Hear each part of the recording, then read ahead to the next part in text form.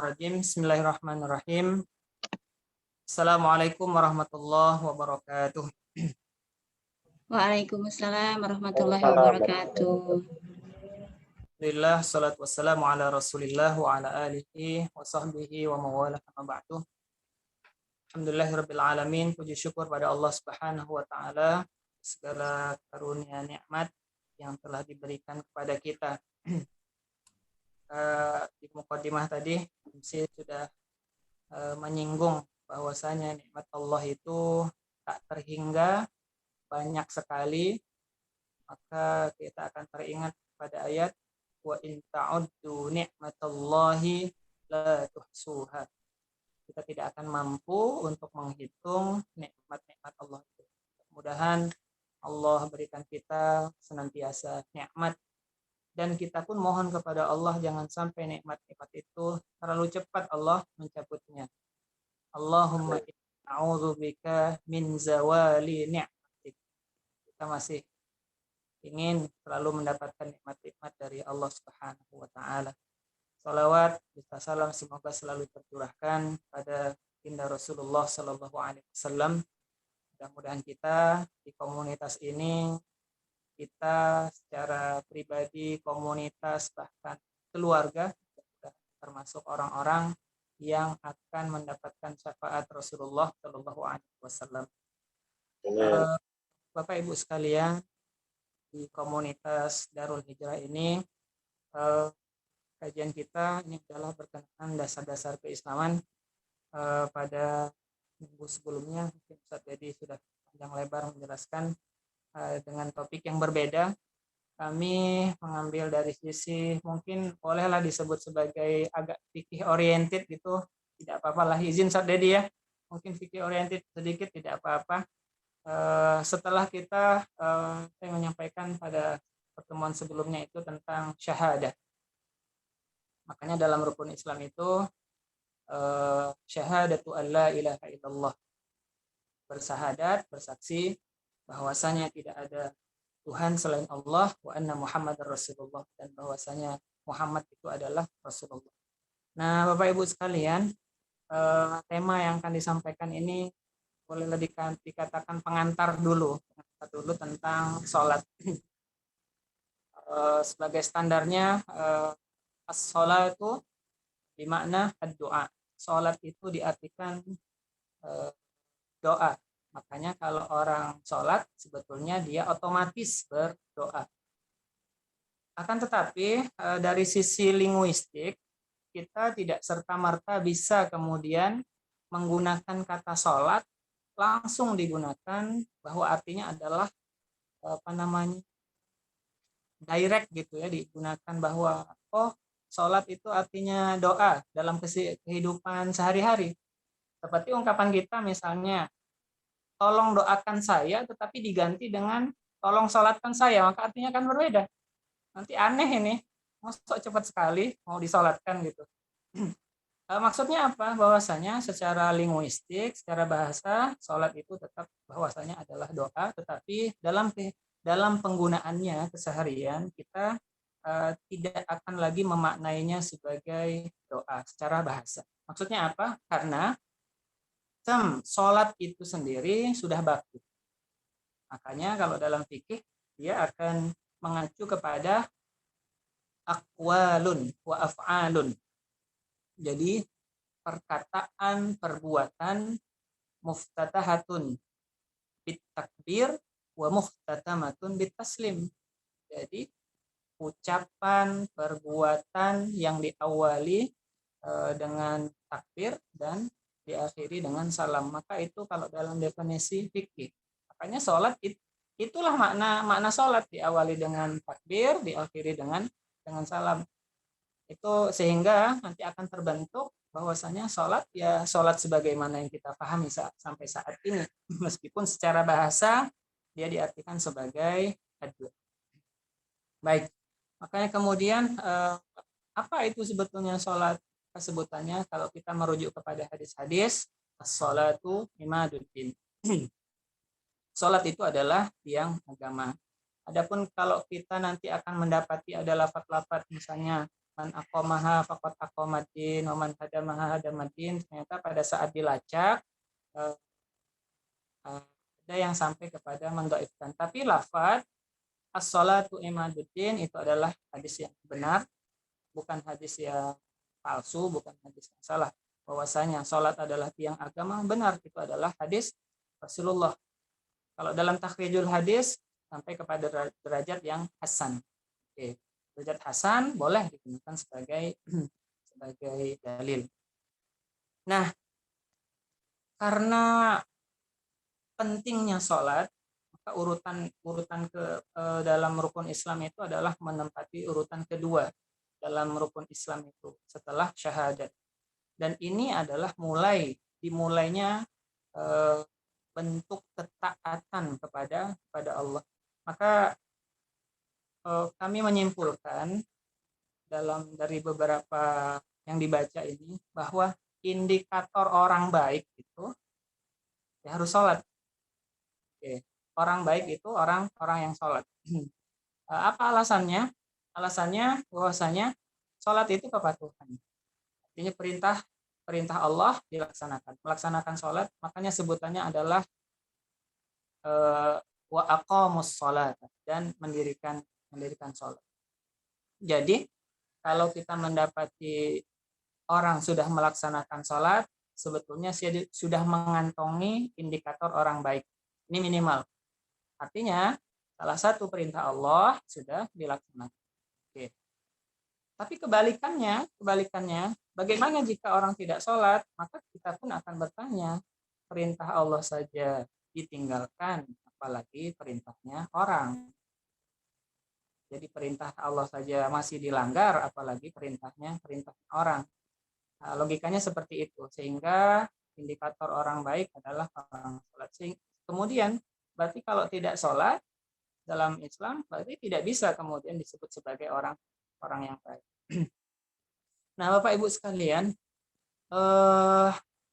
perintah sholat, kewajiban sholat itu sebetulnya adalah kembali kepada kita. Kembali kepada kita, bahwasanya disebut sebagai yang agama ini adalah murni kembali kepada orang yang melakukannya. Jadi Allah tidak membutuhkan sholat kita. Yang membutuhkan akibat dari sholat itu adalah kita sendiri. Makanya tadi di awal di mukadimah itu adalah inna ni'matallah wa in ta'uddu ni'matallahi la tuhsuha, salah satunya ada dalam sholat. Jadi salah satu nikmat terbesar bagi umat Islam ini adalah sholat. Bagaimana itu terjadi? Dalam sholat ternyata kalau dikaji lebih mendalam lagi, setidaknya ada 3 dimensi yang akan kita dapatkan dalam sholat. Yang pertama adalah dimensi spiritual. Yang kedua dimensi sosial. Yang ketiga ada dimensi medikal. Kita boleh dan bisa untuk mendapatkan ketiga-tiganya manfaat dari sholat. Yang pertama adalah misalnya dari dimensi spiritual. Kalau ditelaah dari literatur yang ada gitu ya, bahwasanya sholat itu adalah untuk meningkatkan taqarrub kepada Allah, untuk mendekatkan diri kepada Allah. Di mana? Nah, ini nanti akan sampai kepada anjuran kepada khusyuk ya. Anjuran kepada khusyuk. Kemudian zikrullah, bahwasanya sholat itu otomatis mengingat dan seterusnya berkenaan dengan spiritual. Pokoknya indikatornya dalam untuk yang dimensi yang pertama ini adalah taqarrub ilallah. Makin sholat, makin banyak sholat, makin baik sholatnya, kemudian makin dekat kepada Allah. Jadi ini mengedepankan memang kualitas dari sholatnya. Jadi dengan semakin banyak sholat, semakin menyelami sholat itu, mengerjakannya pokoknya dengan totalitasnya, dengan segala kemampuan untuk melaksanakannya. Karena dalam sholat ini bukan semata-mata dari gerak fisiknya. Meskipun dari gerak fisik itu sudah ada unsur medikalnya nanti ya, tetapi memang totalitasnya, baik itu gerakan ataupun makna dari setiap bacaan sholat itu adalah mengandung kepada unsur dimensi spiritual. Baik, yang kedua adalah dimensi sosialnya. Ini kita akan mendapati satu ayat ya,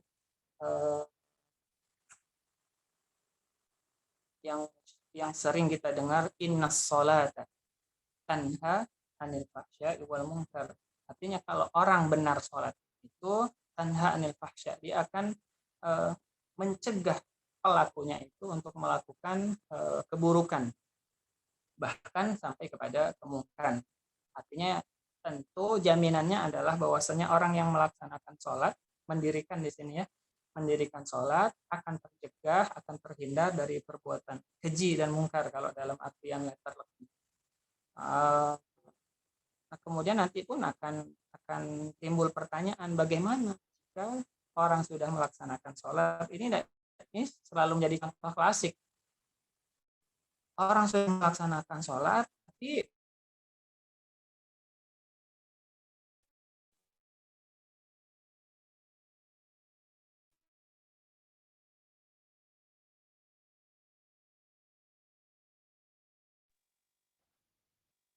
Sepertinya keputus ya. mengajarkan seseorang sampai kepada benar-benar tanha anil fahsya. Artinya belum. Artinya baru sebatas melaksanakannya. Makanya kita pun nanti justru akan ditegur ini dalam sebuah ayat. Ini kita bisa dapat.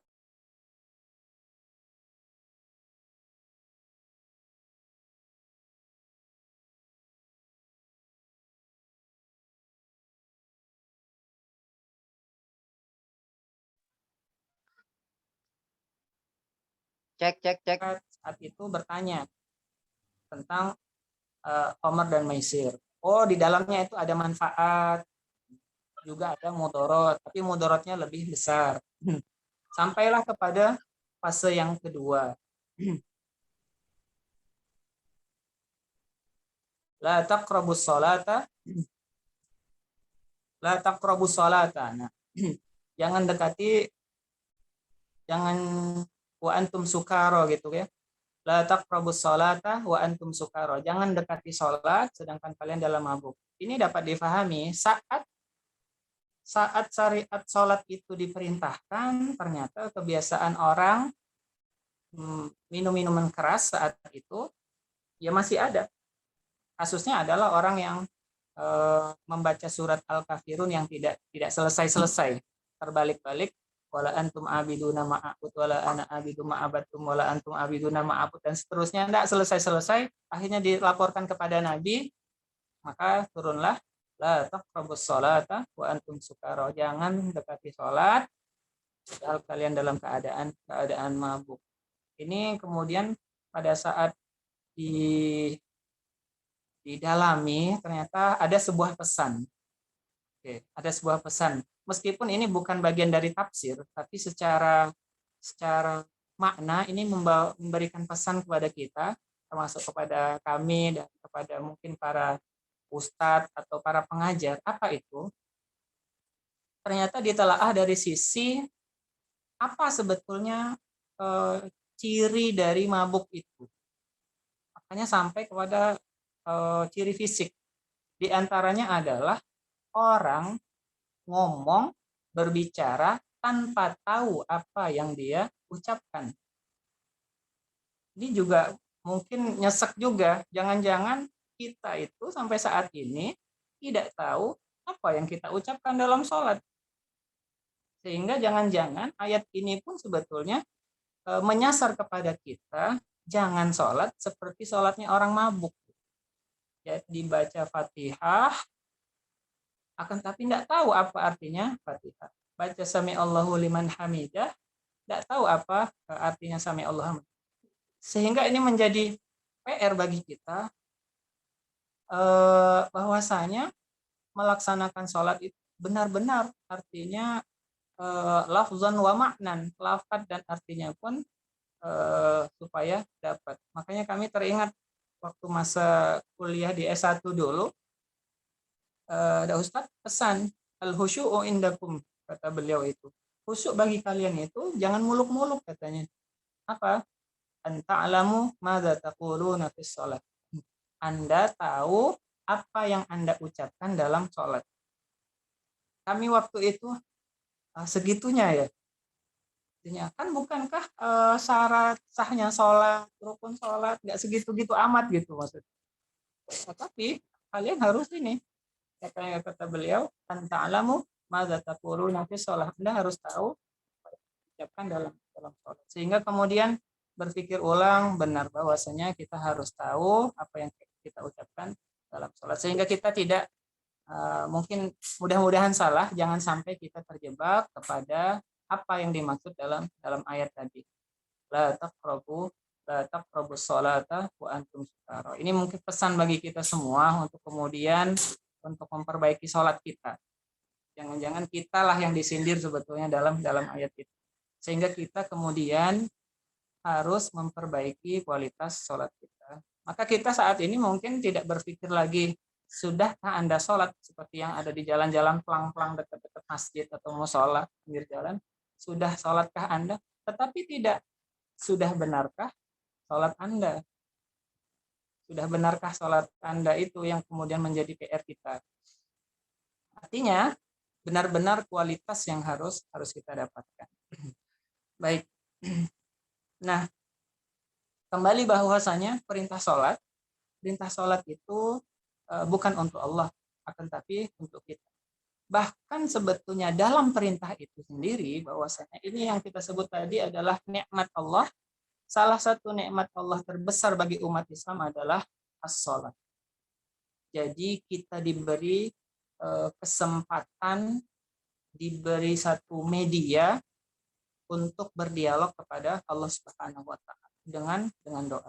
Makanya kalau kita perhatikan lafaz-lafaz yang ada dalam sholat itu ternyata luar biasa, bahwasanya penuh dengan doa-doa, mulai dari Al-Fatihah, bahkan doa iftitahnya ya, dari iftitahnya ke Fatihahnya.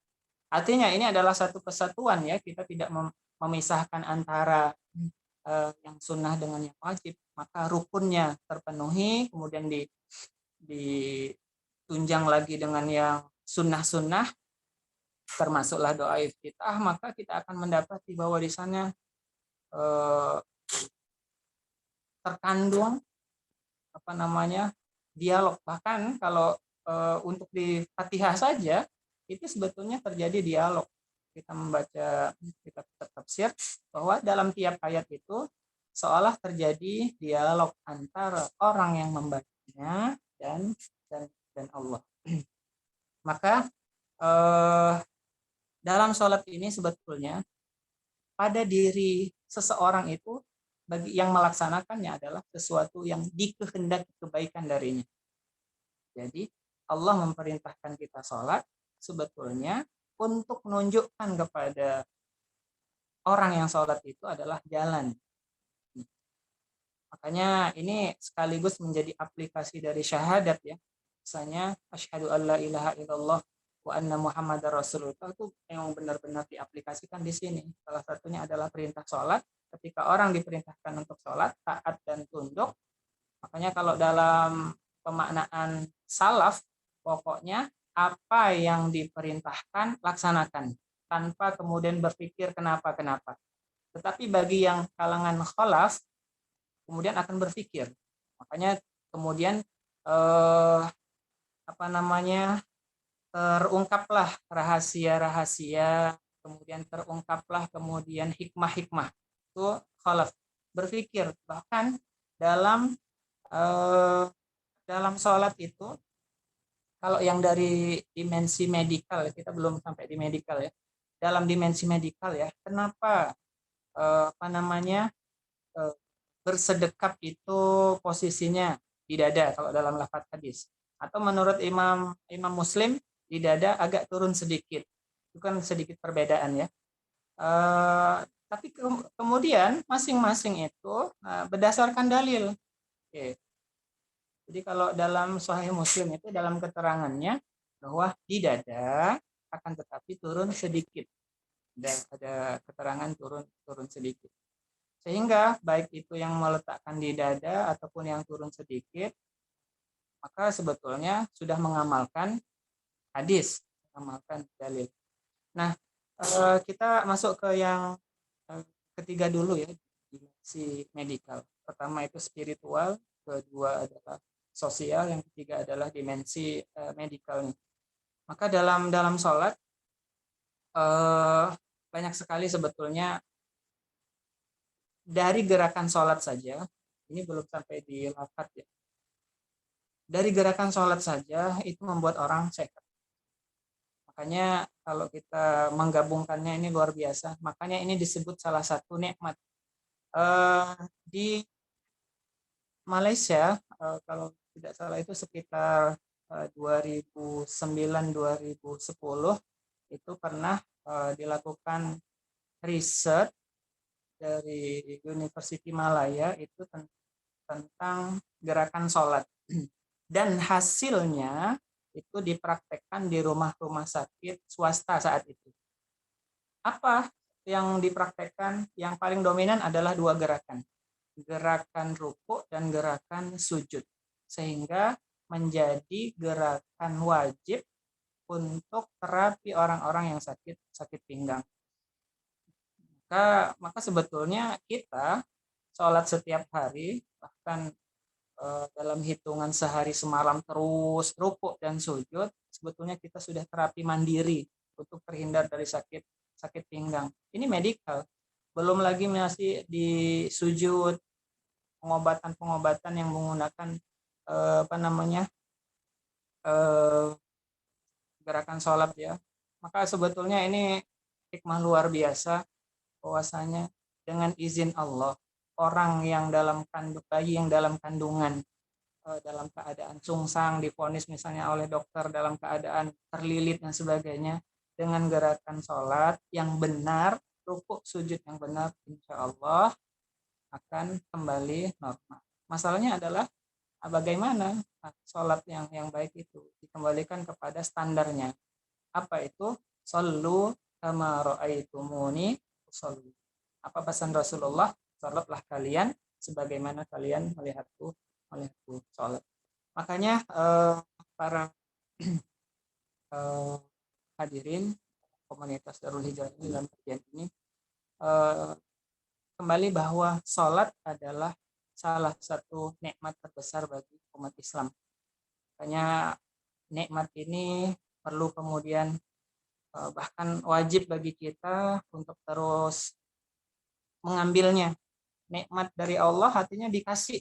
Artinya kalau tidak diambil, maka kita akan terjebak kepada kufur nikmat. Maka salah satu orang tanda bersyukur adalah orang yang sholat. Karena sholat itu adalah nikmat dari Allah Subhanahu wa Ta'ala. Baik itu dalam dimensi apa yang hendak dicapai, baik itu dalam dimensi spiritualnya, apakah itu sosialnya, apakah medikalnya, semuanya adalah suatu kebaikan-kebaikan. Karena memang dalam sholat itu yang dikehendaki oleh Allah itu adalah kebaikan. Semuanya adalah kebaikan. Dan kebaikan itu adalah kembali kepada orang yang melakukan sendiri. Makin tentram, makin bahagia. Karena itu sebetulnya yang dikehendaki. Allah kasih salah satu jalannya adalah dengan melaksanakan sholat. Bahwa pernah suatu ketika Rasulullah itu ngomong kepada Bilal bin Rabah, arihna ya Bilal, arihna bis sholat. Wahai Bilal, tenangkan kami dengan sholat. Maksudnya apa? Ayo azanlah, kita sholat ini. Jadi sholat itu di masa Rasulullah, di masa sahabat itu adalah sesuatu yang dinanti-nanti. Kapan sholat lagi nih? Kapan sholat lagi? Mungkin berbeda kondisinya dengan kita ya. Terkadang sholat azan sudah dikumandangkan, kita masih fokusnya masih kepada yang lain. Ini pun koreksi buat saya pribadi ketika azan. Makanya ada suatu kurang tahu ya apakah ini dari bagian dari riset, tapi ini adalah bagian dari sebuah simpulan bahwa panggilan azan itu adalah yang dipanggil adalah hati. Jadi maka yang indera yang digunakan adalah pendengaran. Makanya ini pun nanti sangat korelasinya sangat tepat berkenaan dengan kenapa bayi yang baru lahir itu diazankan di telinga kanan, diiqomahkan di telinga kiri. Itu kaitannya di sana. Bahwasanya yang dipanggil memang melalui telinga itu adalah hati. Berbeda dengan penglihatan. Kalau yang didengar itu akan mempengaruhi hati, tetapi yang dilihat itu mempengaruhi pikiran. Mungkin kita perlu cek bersama ya. Mungkin kita akan menelaah setelah ini. Jadi apa yang didengar itu dapat mempengaruhi hati, adapun yang dilihat itu dapat mempengaruhi pikiran. Mungkin teringat, terbayang, kan larinya kepada pikiran. Sehingga azan itu adalah yang dipanggil adalah hati, supaya kita tergerak. Hayya 'alas sholahnya, hayya 'alal falahnya itu adalah untuk memanggil hati kita supaya kita kembali untuk hayya 'alas sholah itu adalah untuk mendirikan sholat. Ayo doa, mohon kepada Allah. Adapun yang hayya 'alal falah itu untuk kejayaan, untuk kemenangan, itu artinya dengan melaksanakan sholat itu kita akan menjadi orang yang menang. Menang dalam artian apa? Nah, itu nanti dalam artian nanti kemudian berefek kepada disiplin yang baik, kemudian kinerja yang baik. Nah, ini ada fase-fase. Mudah-mudahan ini menjadi pengantar, kami ini menjadi pengantar, karena dalam sholat nanti ada yang pra-nya dan ada yang posnya gitu, pre dan kemudian posnya. Nah, mungkin ini sebagai pengantar dari kami, Ustaz Rudi. Mungkin jika ada yang didiskusikan, mungkin boleh kita diskusikan bersama. Demikian, kurang lebihnya mohon maaf. Billahi taufiq wal hidayah. Assalamualaikum warahmatullahi wabarakatuh. Waalaikumsalam warahmatullahi wabarakatuh. Wah, terima kasih Ustaz Alfan. Saya jadi gimana mendengar pengantarnya saja sudah menusuk ke hati, khusus yang bagian-bagian panggilan azan, sholat. Saya juga mungkin baru gini, Ustaz, baru sadar, tersentak bahwa sholat itu merupakan satu kenikmatan gitu loh. Selama ini ya kita merasakan kenikmatan itu, tapi belum menyadari gitu kan, Masya Allah. Ternyata kita diberi Allah kesempatan, toh kita sendiri yang meninggalkan kesempatan itu. Jadi azan itu hanya pengingat waktu gitu kan. Sudah zuhur nih, sudah asar nih. Padahal harusnya kita ingat waktu sebelum waktunya datang, kita udah sadar nih, asar 15 menit lagi nih, zuhurnya sekian menit lagi gitu kan. Baik, Bapak Ibu semua, silahkan jika ada yang ingin, ada unek-unek, ada yang perlu kita sharingkan, diskusikan, atau ada yang selama ini waduh gitu, silahkan kami persilahkan, ada pertanyaan atau apapun bentuknya, silahkan diajukan, dibuka, di unmute saja, langsung saja mikrofonnya. Yurda boleh Pak? Ya, silakan Pak Yurda. Ini dari tadi udah kelihatan, kayaknya ada unek-unek kita. Silakan Pak Yurda. Betul. Baik, terima kasih Pak Rudi. Bismillahirrahmanirrahim. Materi hari ini tentang sholat ya, tentang dimensi sholat yang disampaikan oleh Ustadz Alfan tadi. Sebenarnya sholat itu kan sudah sering sekali kita bahas, sudah sering sekali kita dengarkan di kajian-kajian masjid seperti itu. Dan tips-tips atau cara gimana sholat itu khusyuk, gimana supaya bisa dapat feel-nya gitu, itu kan sudah banyak sekali disampaikan oleh ustadz-ustadz dan sudah sering sekali kita bahas. Tapi yang muncul di Yurda itu kalau permasalahannya adalah ketidakhusukan atau kurang fokus atau tidak menganggap sholat itu kayak dengar azan tadi kata Pak Rudi itu masih belum terpanggil seperti itu. Yuda memahaminya bagaimana kalau orang kita pribadi gitu ya, untuk diri sendiri, kadang permasalahannya itu bukan pada ketidakhusukan, tapi bisa jadi kita beranggapan bahwa sholat itu tidak penting seperti itu, atau enggak penting gitu, hanya sekedar rutinitas, kewajiban seperti itu. Nah, ini korelasinya dengan materi yang disampaikan oleh Ustadz Dedi minggu kemarin bahwa kalau kita tidak merasakan sholat itu penting, artinya kita tidak cinta dengan Allah. Sedangkan sholat adalah perintah Allah yang paling mendasar. Seperti yang Ustadz Alfan tadi sampaikan bahwa sholat adalah zikir yang mendekatkan kepada Allah, kemudian dia punya dimensi yang lengkap, dimensi spiritual, sosial, kemudian dari sisi kesehatan juga. Kemudian sholat adalah doa ya, atau zikir yang paling komplit. Kalau kata Agim itu dia punya takbir, sholawat, kemudian semuanya komplit, punya doa yang paling komplit gitu. Dia diawali dengan Al-Fatihah, semua isinya doa. Nah, bagaimana cara menimbulkan dalam diri bahwa sholat itu penting gitu, sehingga mungkin bisa muncul kehusukan tadi ini Ustadz Afan, seperti itu. Gitu pertanyaannya Ustadz Afan. Terima kasih. Assalamualaikum warahmatullahi wabarakatuh. Warahmatullahi wabarakatuh. Pertanyaannya berat ini. Langsung saja, San. Gitu ya. Begini, bahwasanya hadis yang pertama tadi disebutkannya as-sholatu imaduddin. Tapi kemudian bukan dipahami bahwasanya kemudian ketika orang tidak sholat kemudian Islam langsung runtuh gitu ya. Bukan, tetapi adalah Islamnya seseorang. Jadi dia nggak sholat, berarti Islamnya dia yang runtuh. Dia tidak punya tiang. Ibarat rumah tidak ada tiangnya.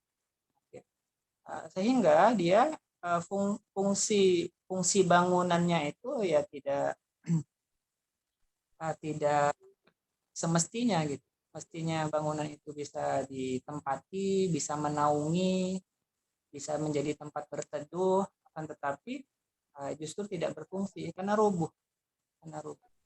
Makanya berkenaan dengan keterpanggilan ini bahwasanya berangkatnya adalah asyhadu alla ilaha illallah wa asyhadu anna muhammadar rasulullah. Karena di syahadat itu adalah inti dari semuanya ya. Salat ini adalah salah satu turunannya sebetulnya. Karena sudah asyhadu alla ilaha illallah wa asyhadu anna muhammadar rasulullah, artinya itu sudah dilewati, maka satu diantaranya adalah muncul adalah wa aqimus shalah, dan dirikanlah. Makanya tadi kan saya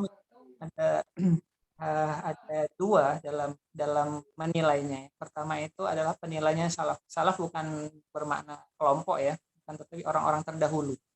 Maksudnya apa? Kalau itu adalah perintah, ya laksanakan saja gitu, tanpa pikir panjang. Kalau itu adalah perintah Allah, langsung dia kerjakan, tanpa kemudian berpikir kenapa ya dia disuruh sholat, kenapa, kan enggak kalau salaf metode berpikirnya tidak, pokoknya ada perintah laksanakan, seperti itu. Jadi sangat simpel sekali.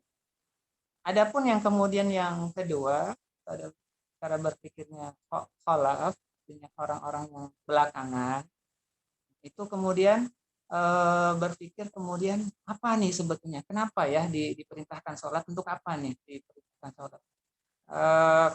Kemudian terungkap hikmah di balik sholat. Makanya seperti yang untuk dimensi spiritual sampai sosial medikal itu kan belakangan nih, baru terungkap. Jadi ada pemikir kemudian menyimpulkannya, diantaranya adalah ini nih, karena sholat itu bisa dekatkan seseorang kepada Allah. Sholat itu adalah tersusun tatanan masyarakat yang damai, yang aman. Makanya ini kami pun teringat Mbak Yurda, jadi ada tipikal orang tidak sholat itu justru bawaannya adalah keras hatinya gitu ya. Di antaranya adalah dengan marah dan sebagainya. Tapi meskipun pekerja keras, tetapi orang yang rajin sholat ternyata lembut, hatinya lembut. Meskipun wajahnya sangat, tapi hatinya lembut, gitu. Ini bawaan dari sholat itu sendiri. Makanya kemudian kami pun agak susah untuk mungkin bisa dibantu oleh ustaz-ustaz yang lain ya. Bahwasanya bahwa berangkatnya memang adalah dari syahadat ya, bahwasanya kita meyakini bahwa itu adalah perintah Allah. Tapi kemudian ini perlu kemudian untuk diikuti dengan pengetahuan apa manfaat dari sholat. Kalau kita tahu bahwa setiap gerakan, setiap bacaan yang ada dalam sholat itu adalah memberikan manfaat, maka sholat itu bukan kemudian menjadi beban, justru di nanti-nanti. Inilah yang terjadi di kalangan para sahabat. Jadi dalam sebuah riwayat, Ali bin Abi Thalib itu setiap mau sholat wajahnya memerah, kemudian pokoknya bahkan bergetar, gemeter, karena mau menghadap Allah. Sampai seperti itunya gitu kondisi para sahabat saat itu. Bahkan kemudian misalnya yang kekinian lah, bahwasanya saya mengenal ada seorang intelijen dari Pontianak itu, tapi beliau dekat, beliau memaknai gitu ya, Pak, kalau saya mau sholat maka saya harus dalam keadaan fresh, harus mandi dulu, berpakaian yang bagus, saya harus full dress, maka saya harus pakai jas, setiap ke masjid saya harus pakai jas. Apa alasannya? Lah ngadep presiden saja harus pakai pakaian resmi, apalagi menghadap Allah. Ini kan asumsi, boleh-boleh saja. Tetapi apa namanya? Bukan menjadi suatu kewajiban ya, tapi apa namanya? Bahwasanya dalam sholat itu khudzu zinatakum inda kulli masjidin. Perintahkannya itu. Pokoknya kalau dalam sholat itu khudzu zinatakum, bertatayyub, artinya memperbagus diri dalam sholat. Mestinya standarnya adalah itu. Masalah pakai jas, pakai jubah, nah itu kan sesuatu yang tambahan yang memang kalau misalnya jubah dan sebagainya memang ada apa namanya landasan yang apa mendasarinya.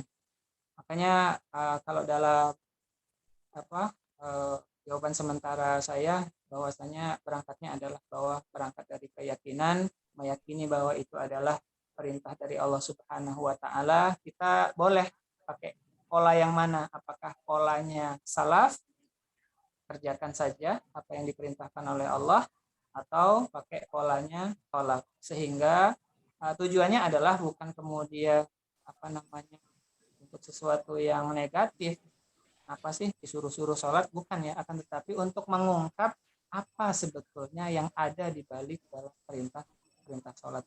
Mungkin demikian Mbak Yurda.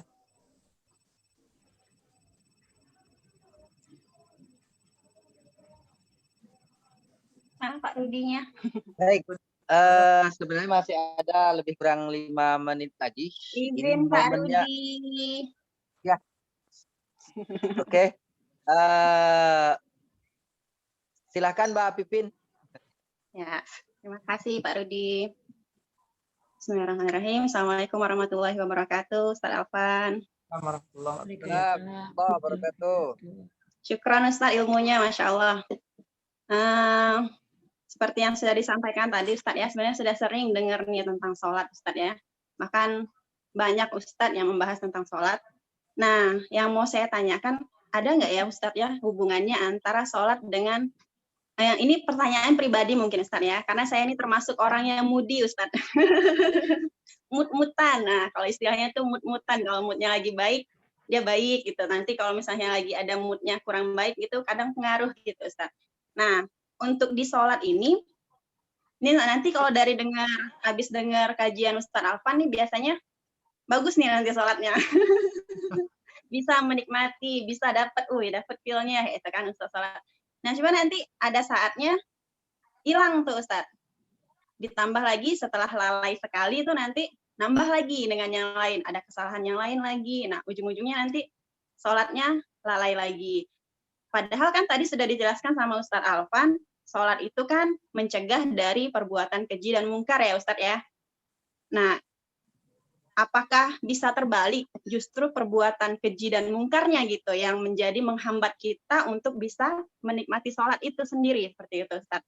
Atau memang hanya dari sholatnya, karena sholatnya lalai makanya dia berbuat kesalahan, atau karena dia banyak kesalahan jadi sholatnya tidak bisa menikmati seperti itu Ustadz? Apakah ada hubungan linier timbal balik antara itu atau hanya dari sholatnya saja ke perbuatan atau sebaliknya seperti itu Ustadz?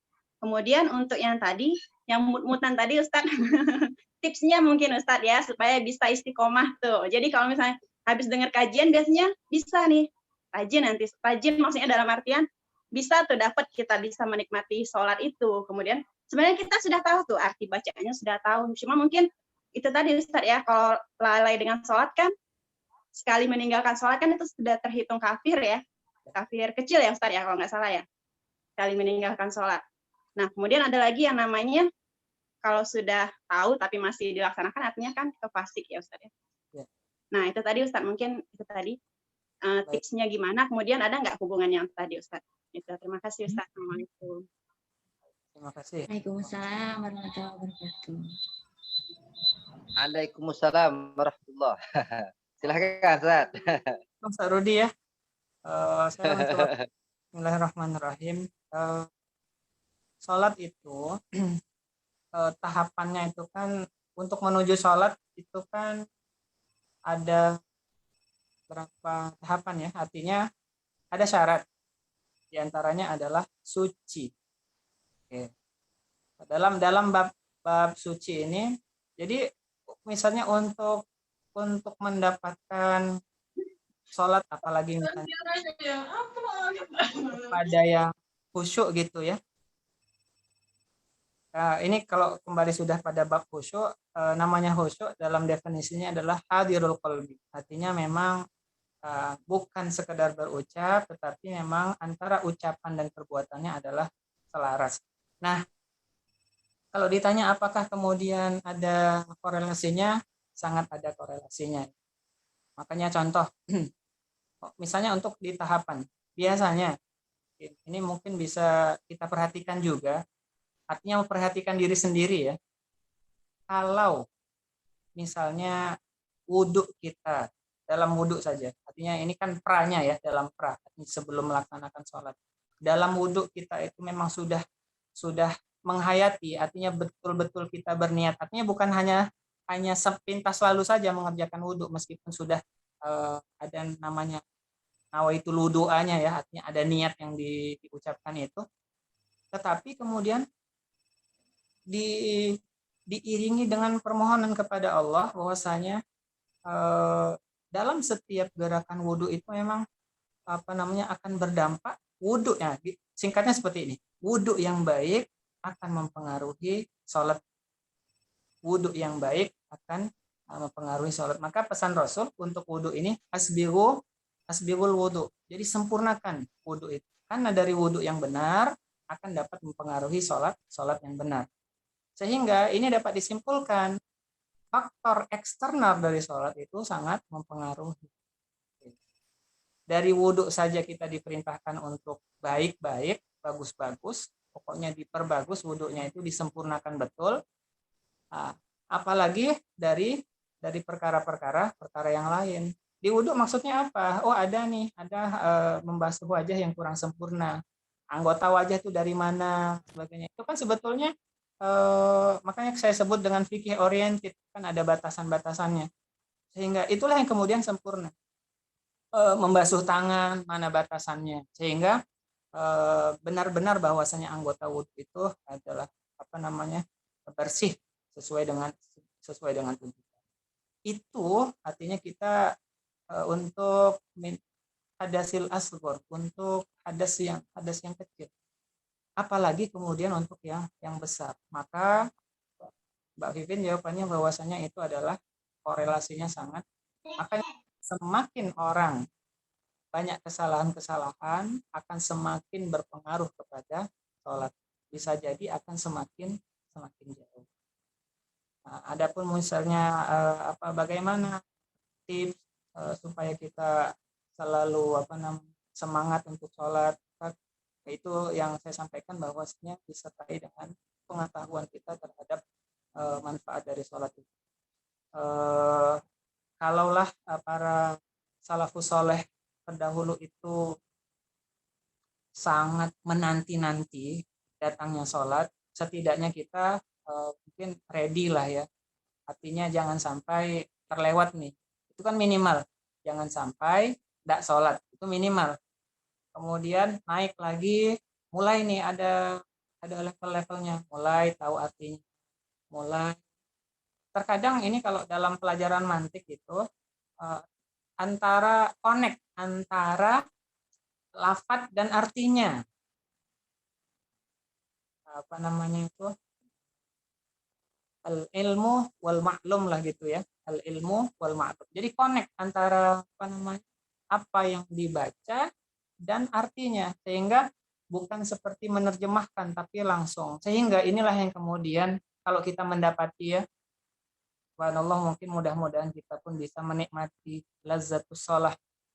Bagaimana menikmati, sehingga kita terkadang mungkin ada kalanya kita dalam sholat itu kita sangat konsentrasi menikmati sholat itu, bahkan sampai bisa meneteskan air mata karena faktor-faktor tadi.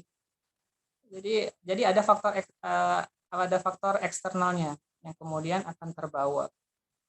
Sekelas Imam Syafi'i saja dalam riwayat itu ya, suatu ketika beliau itu membahas darah itu bagi orang yang alim ternyata sampai terbawa Imam Syafi'i ini memerah badannya, itu terlihat oleh orang sampai segitunya dalam keadaan sholat badannya itu memerah. Tapi orang lain yang melihatnya, orang yang alim yang mengetahui, ada apa dengan engkau wahai imam? Ditanya, oh saya memang barusan membahas membahas tentang darah. Sampai begitunya pengaruh gitu ya, pengaruh eksternal terhadap sholat itu. Apakah kemudian nanti jadi Imam Syafi'i enggak khusyuk ya? Wallahu alam ya, tapi ini adalah yang diceritakan dalam riwayat itu. Nah, sehingga faktor eksternal ini yang kemudian akan mempengaruhi kepada kualitas. Makanya kalau mungkin dalam keadaan gerusa-gerusu atau kita ada masalah dan sebagainya, itu dapat mempengaruhi sholat, bahkan akan terbawa gitu. Makanya kemudian perlu untuk menenangkan tasbihul wudunya. Jadi dengan wudhu yang sempurna itu, dengan doanya dan segala tuntunan ada dalam wudhu itu sangat berpengaruh. Contoh bahkan kalau lebih ini lagi mungkin bahwasanya contoh ini, tapi ini sifatnya adalah mungkin masuk di metafisik ya. Apa itu? Orang yang masih mendengar bisikan-bisikan, kok seperti ada orang yang berbisik gitu ya. Bisa jadi bahwa itu adalah karena wudhunya yang tidak sempurna. Bagian telinganya tidak sempurna. Kenapa? Ini kan di mana ini rasanya ada dalam lagunya Bimbo ya, Ustaz Dedi ya, Ustaz Rudi ya. Kemudian jika kaki ini masih tergerak untuk melangkah ke tempat yang maksiat, bisa jadi wudhunya tidak sempurna. Sehingga ini kemudian connect nih, gara-gara wudhu, kemudian wudhu yang tidak sempurna, sholatnya kemudian acak adul, kemudian ditambah lagi semakin bertumpuknya yang eksternal, tambah lagi bahwa menyebabkan sholat yang mungkin menjadi tidak berkualitas. Maka kita pun kemudian perlu untuk memperhatikan bahwasanya wudhu yang sempurna itu mempengaruhi sholat yang sempurna. Jadi sangat korelasi. Mudah-mudahan kita pun diberi kesempatan oleh Allah untuk dapat merasakan nikmatnya sholat. Terkadang kita tidak paham pun dalam kondisi tertentu, mungkin misalnya karena bacaan imam itu pun dapat menyebabkan kita tersentuh. Nah, ini adalah faktor-faktor yang mempengaruhi. Tapi alangkah baiknya bahwa kalau kalau yang mempengaruhi adalah pribadi kita.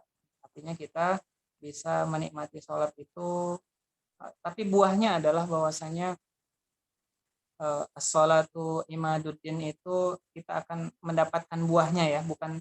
Tapi menangis mungkin saya akan tekankan, menangis itu bukan satu-satunya indikator bahwa kita kalau sudah nangis itu pasti khusyuk, belum juga. Atau karena gara-gara banyak utang, sholat kemudian nangis ya bisa saja gitu. Atau sedih karena apa gitu, bisa saja. Karena faktor itu adalah faktor eksternal yang terbawa dalam sholat, bukan karena khusyuknya, tetapi karena masalah-masalah tadi gitu. Tapi kami mendapatkan pesan bahwasanya khusyuk itu bukan tiba-tiba. Khusyuk itu bukan tiba-tiba. Apakah kemudian yang sudah tahu artinya arti sholat itu kemudian pasti ada jaminan khusyuk? Ya belum juga. Artinya memang kita mohon kepada Allah supaya kita dapat melaksanakan sholat dengan sebaik-baiknya. Karena indikatornya adalah susah untuk kemudian dijabarkan secara 1, 2, 3-nya. Tapi kalau dalam literatur disebutkan cukup simpel dengan istilah hadirul qalbi. Khusyuk itu adalah hadirnya hati. Kan susah mengukurnya. Makanya perlu kemudian disebut riyadhah. Riyadhah itu adalah berlatih terus, mengasah. Artinya semakin banyak kita sholat, semakin paham kita bacaan sholat, insya Allah dengan izin Allah ini akan mengantarkan kita kepada sholat yang baik. Allahu a'lam.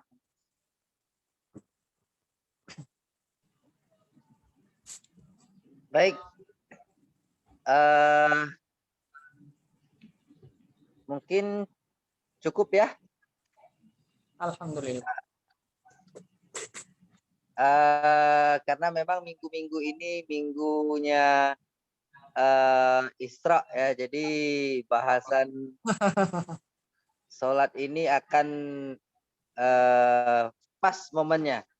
Jadi kalau tadi pengantar ke arah sananya saja sudah membuat kita tertegun ya.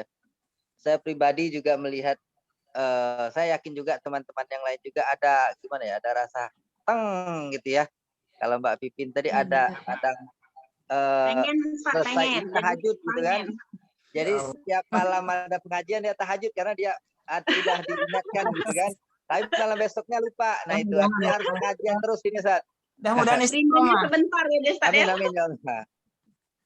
Jadi mungkin itu kesimpulannya, semua yang disampaikan tadi adalah kesimpulan karena semuanya dari awal sampai akhir tadi merupakan daging ya yang disampaikan tadi. Jadi kalau mau diambil sedikit-sedikit kayaknya nggak bisa.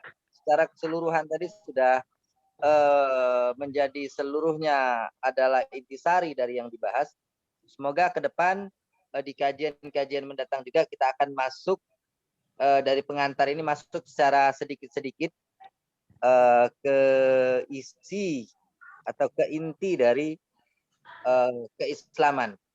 Baik, mungkin itu kajian malam ini. Alhamdulillah banyak sekali yang kita dapat pada malam hari ini. Semoga penyadaran kita bagaimana melaksanakan sholat, pra-sholatnya gitu kan, dan seterusnya bisa kita maknai dan bisa kita lakukan, bisa kita aplikasikan dalam kehidupan kita. Saya mohon maaf seandainya ada kesalahan, kekeliruan, ada cara sampai, cara ucap. Marilah kita akhiri dengan melapaskan hamdalah. Alhamdulillah. Saya selaku moderator dalam kajian kali ini. Mohon maaf pada Allah, saya mohon ampun. Saya ini ucapan billahi taufiq wal hidayah. Wassalamualaikum warahmatullahi wabarakatuh. Waalaikumsalam warahmatullahi wabarakatuh.